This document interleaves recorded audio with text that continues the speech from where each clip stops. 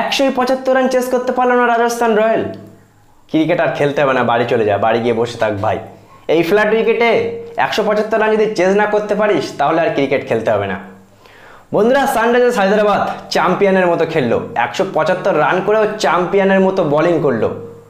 যে উইকেটে রবিচন্দ্রন অশ্বিন, যজুবেন্দ্র চাহলরা উইকেট পেল না, সেই সেম উইকেটে প্যাট কামিন্সের অসাধারণ ক্যাপ্টেন্সিতে শাহবাজ আহমেদ আর অভিষেক শর্মা 5টা উইকেট পেল। স্পিনার এই উইকেটে 5টা উইকেট পেল।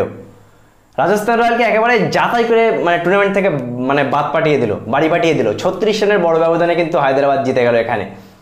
দেখো, কন্ডিশন কিন্তু ফ্ল্যাট উইকেটে প্রথমে টস জিতে আজকের ম্যাচটা হচ্ছিল ফ্ল্যাট উইকেটে। একেবারে সবাই জানে বন্ধুরা, ফ্ল্যাট উইকেটে খেলা হচ্ছিল। প্রথমে ব্যাটিং করে সেম ফর্মুলা ছিল, অভিষেক শর্মা ট্র্যাভিস হেডকে তাড়াতাড়ি আউট করে ম্যাচ জেতার ফর্মুলা, তাদের তাড়াতাড়ি আউটও করে দিয়েছিল। যদিও হেনরি ক্লাসেনের 50-তে 174 পর্যন্ত যেতে পারে হায়দ্রাবাদ, কিন্তু অনেকেই বলছিল যে এই রানটা হয়তো 200 করতে পারতো, এই রানটা অনেক কম হয়ে গেছে। কিন্তু ভাই, কে জানতো যে দ্বিতীয় ইনিংসে এমন বাজেভাবে রাজস্থান ব্যাটিং করবে। দেখো, আজকে রাজস্থান রয়্যালের ব্যাটিং কিন্তু খুবই খারাপ করেছে। আমরা যদি বলি সানরাইজার্স হায়দ্রাবাদের বোলাররা কিন্তু ততটা ভালো বোলিং করেনি। দেখো ভাই, প্যাট কামিন্সের ক্যাপ্টেন্সিতে কিন্তু অসাধারণ ক্যাপ্টেন্সি করলো, তার ক্যাপ্টেন্সিতে কিন্তু স্যালুট দেওয়া উচিত বন্ধুরা। যে উইকেটে যজুবেন্দ্র চাহল আর রবিচন্দ্রন অশ্বিন একটা উইকেট পেল না, সেই উইকেটে সেম উইকেটে ওদিকে অভিষেক শর্মা আর শাহবাজ আহমেদ 5টা উইকেট পেল।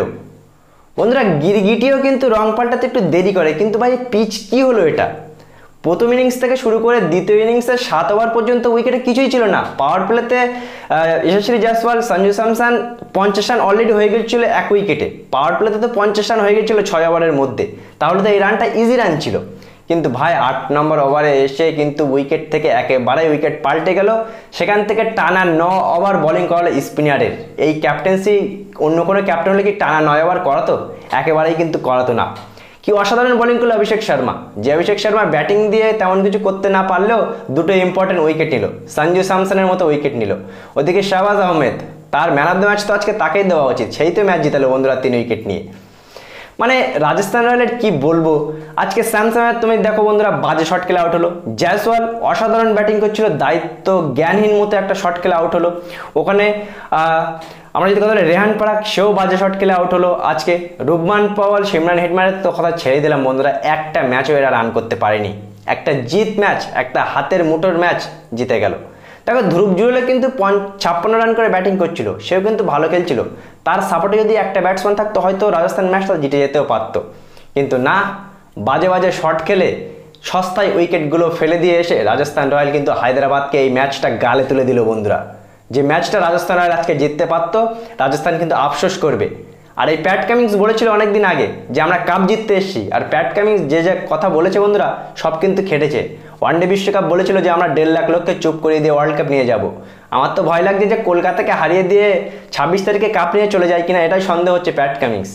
ভাই, সে যা কথা বলে, সে যেমনই ক্যাপ্টেন্সি করে, সে কিন্তু সবার থেকে আলাদা। আজকে দেখিয়ে দিল, 175 রান চেস করতে দিল না বন্ধুরা। যে রানটা পাওয়ার প্লেতে 50 রান অলরেডি করে ফেলেছিল রাজস্থান রয়্যাল, যে ম্যাচটা মনে হচ্ছিল হাতের মুঠোর ম্যাচ রাজস্থানের, কিন্তু প্যাট কামিন্সের অসাধারণ ক্যাপ্টেন্সি, শাহবাজ আহমেদ, অভিষেক শর্মার ওই স্পেলটা আমি বলবো টার্নিং ওভার গেল এই ম্যাচের, যেখানে বন্ধুরা 5টা উইকেট নিল 8 ওভার বোলিং করে এই দুটো স্পিনার।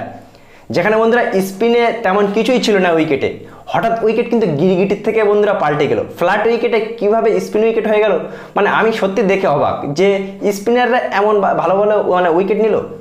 যদিও স্পিনারদের থেকে ব্যাটসম্যানদের ক্রেডিট দেওয়া উচিত যে তারা বাজে শট খেলেছে, তারা জঘন্য জঘন্য শট খেলেছে। সিমরান হেটমায়ার, আমরা যদি স্যামসনের কথা বলি, তা আমরা যদি জয়সওয়ালের কথা বলি, আমরা যদি রাজস্থান রয়্যালের টপ অর্ডার থেকে লোয়ার অর্ডারের ব্যাটসম্যানের কথা বলি, সবাই কিন্তু বাজে বাজে শট খেলে আজকে আউট হয়েছে, আর সেই কারণেই তারা আজকে ফাইনালে যেতে পারলো না। এই রাজস্থান রয়্যালে কিন্তু 6-7টা ম্যাচ টপ প্রথম হাফে জিতে এসেছিল, কিন্তু না, বিদায়টা তাদের জঘন্যভাবে হলো। ফাইনাল খেলার যোগ্যতা তাদের ছিল, এই রানটা চেস করে তারা ফাইনাল খেলতে পারতো, কিন্তু পারলো না। যাই হোক বন্ধুরা, ফাইনাল তাহলে mega final sunrisers Hyderabad versus কেকেআরের মধ্যে হতে যাচ্ছে 26 তারিখে। আর আজকের ম্যাচটা সত্যি কথা বলবে, তোমরা কি ভেবেছিলে কখনো এই ম্যাচে 100 রান করে 174 রান করে 75 রান টার্গেট দিয়ে এই ম্যাচটা হায়দ্রাবাদ কখনোই জিততে পারবে? আমি তো ভেবেছিলাম যে রাজস্থান রয়্যাল জিতে যাবে, আমার প্রেডিকশনটা ঠিক হবে, কিন্তু বন্ধুরা প্রেডিকশন ভুল, সানরাইজার্স হায়দ্রাবাদ চলে গেল ফাইনালে।